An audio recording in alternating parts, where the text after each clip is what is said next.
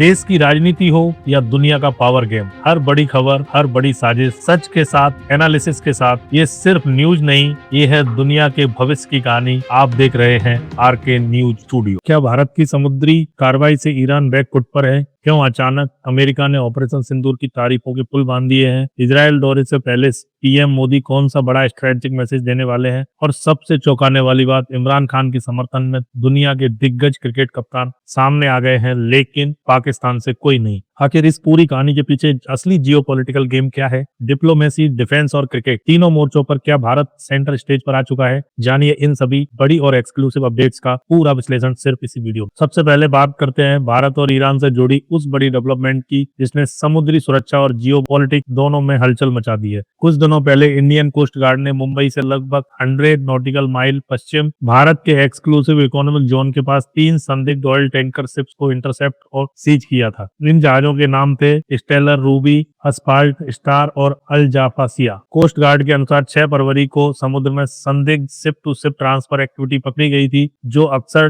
Duty, trekking और अंतर्राष्ट्रीय निगरानी से बचने के लिए की जाती है। तीनों वेसल्स को मुंबई में एस्कॉर्ट किया गया ताकि कानूनी कार्रवाई हो सके, लेकिन असली ट्विस्ट उसके बाद आया। ओपन सोर्स इंटेलिजेंस एजेंसियों ने दावा किया कि ये जहाज ईरान से लिंक्ड हैं और पहले ईरानी ऑयल ट्रांसपोर्ट कर चुके हैं। इसके बाद ईरान की सरकारी oil company national Iranian oil company ने बयान जारी कर साफ कहा कि इन जहाजों का उनसे कोई संबंध नहीं है। ईरान ने इन खबरों को फेक बताया। अब यहाँ सबसे बड़ा सवाल, इंडियन कोस्ट गार्ड ने अपनी आधिकारिक स्टेटमेंट सोशल मीडिया और वेबसाइट से डिलीट क्यों कर दी? जिस बयान में रूल बेस्ड इंटरनेशनल ऑर्डर और net provider of maritime security जैसी बातें कही गई थी, वो अचानक गायब हो गया। क्या कूटनीतिक दबाव या फिर बैक चैनल डिप्लोमेसी? फिलहाल इस पर कोई नई आधिकारिक अपडेट सामने नहीं आई है। अब बढ़ते हैं भारत और इजराइल से जुड़ी अहम खबर की ओर। प्रधानमंत्री नरेंद्र मोदी 25 फरवरी को 2 दिन के दौरे पर इजराइल जा रहे हैं। 27 फरवरी को भारत लौट आएंगे। दिलचस्प बात है कि इजराइल की संसद केनेस्ट में प्रधानमंत्री मोदी को संबोधन के लिए आमंत्रित किया गया है। यह विजिट केवल डिप्लोमेटिक नहीं बल्कि स्ट्रेटेजिक भी मानी जा रही है, खासकर ऐसे समय जब वेस्ट एशिया में समीकरण तेजी से बदल रहे हैं। अगली खबर आ रही है ऑपरेशन सिंदूर को लेकर। अब बात उस ऑपरेशन की जिसकी चर्चा अमेरिका तक में हो रही है, ऑपरेशन सिंदूर। अमेरिका के इंडो पैसिफिक कमांड के कमांडर एडमिरल सैमुअल जे पापारो ने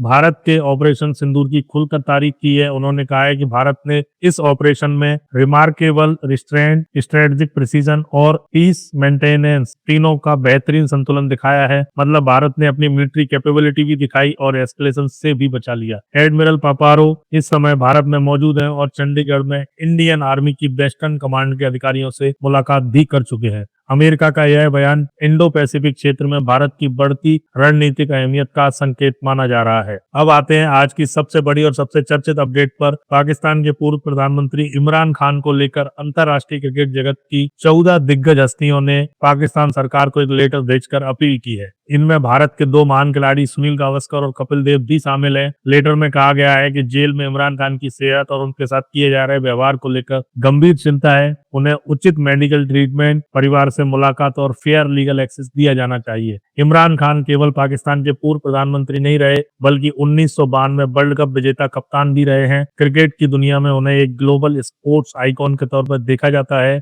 लेटर में यह भी कहा गया कि क्रिकेट मैदान पर भले राइवलरी रही हो, लेकिन मैच के बाद यह सम्मान रह जाता है। हालांकि एक चौंकाने वाली बात, इन 14 नामों की सूची में ना तो कोई पाकिस्तानी क्रिकेटर है और ना ही कोई बांग्लादेश, यानी भारत समेत कई देशों के पूर्व कप्तानों ने साइन किया, लेकिन पाकिस्तान से एक भी रिटायर्ड क्रिकेटर सामने नहीं आया है। अब सवाल आपसे, क्या भारतीय दिग्गजों को यह लेटर साइन करना चाहिए था या फिर खेल और राजनीति को अलग रखना चाहिए था? अपनी राय कमेंट में जरूर बताइए। दुनिया की राजनीति आज कैलेंडर से नहीं, घटनाओं की रफ्तार से चल रही है। आज जो फैसला लिया जा रहा है, कल उसी पर सवाल उठ रहे हैं। समीकरण बदलते हैं, साझेदार बदलते हैं और दबाव की राजनीति हर मोर्चे पर दिख रही है। ऐसे माहौल में भारत के हर कदम का असर सिर्फ आज पर नहीं, आने वाले कल पर पड़ता है। इसलिए जरूरी है कि खबर सिर्फ देखी न जाए, समझी जाए। आरके न्यूज स्टूडियो घटनाओं की सुर्खियों से आगे जाकर उनके पीछे की रणनीति, उनका भारत पर प्रभाव और उनकी असली दिशा को सरल और तथ्यात्मक भाषा में सामने रखता है। तो इस वीडियो को लाइक कीजिए, आरके न्यूज स्टूडियो को सब्सक्राइब कीजिए